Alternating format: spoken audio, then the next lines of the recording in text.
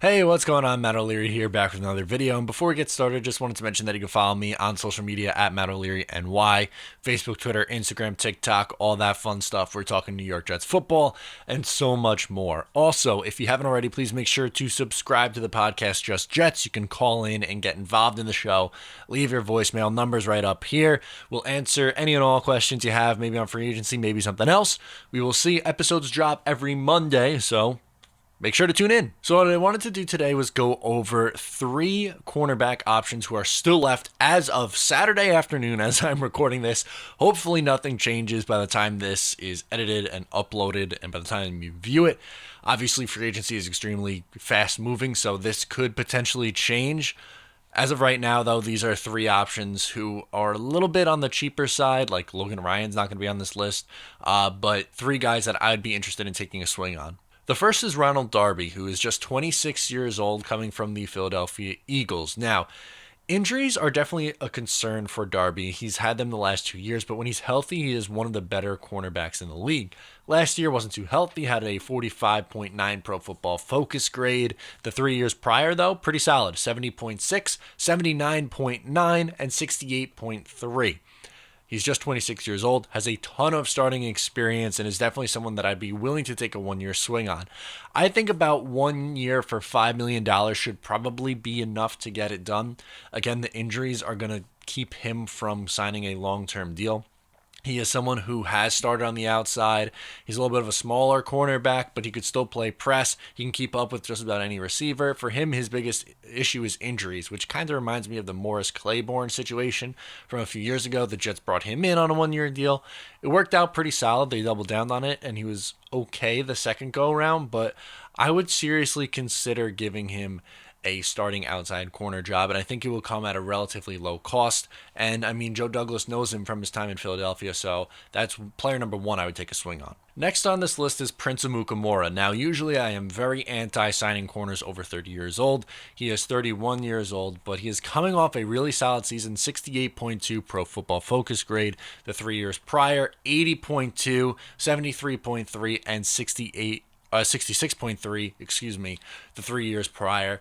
He's a very, very solid cornerback still. He could play on the outside. We know him from his time with the Giants, then went to Jacksonville and the Bears, but is still extremely solid at this point in his career, despite his age at 31. I would give him a 1 or a 2-year deal or something with guaranteed money up front so you can get out of it after a year or two.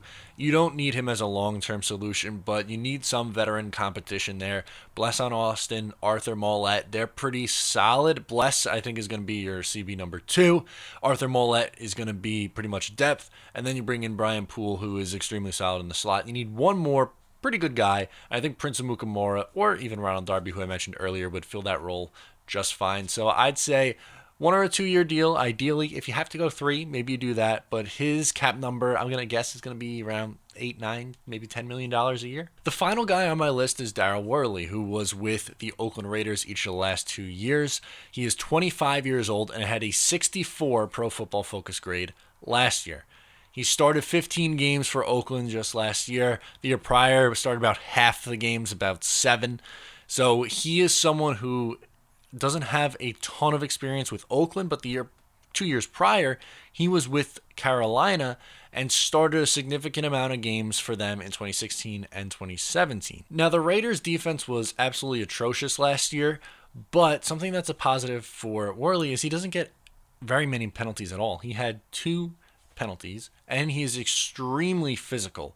So his 2 were defensive pass interference, had no holds, nothing like that, no unsportsmanlike penalties, but that is something that is key because you can't have a guy who is just a walking penalty. Tremaine Johnson, Darryl Roberts at times.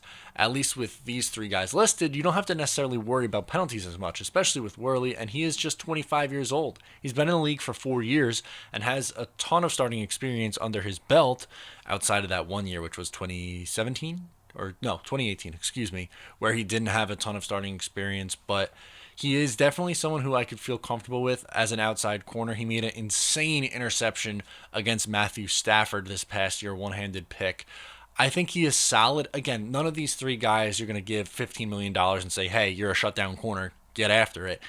But these are three guys that I think I'd be willing to take a swing on a short-term deal or one that's not going to cost you a whole lot of money. I mean, what's Worley going to get? Maybe $4 million a year? I'd be willing to do that. And you pair him with Bless on Austin, who's making chump change for the next 3-4 years before his rookie deal's over.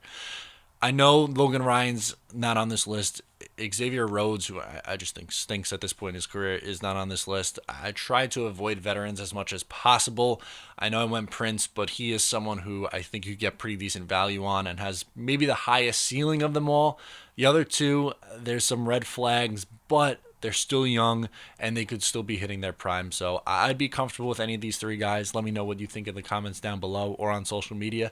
Thanks for sticking with me. Subscribe if you're new here, and I'll talk to you next time.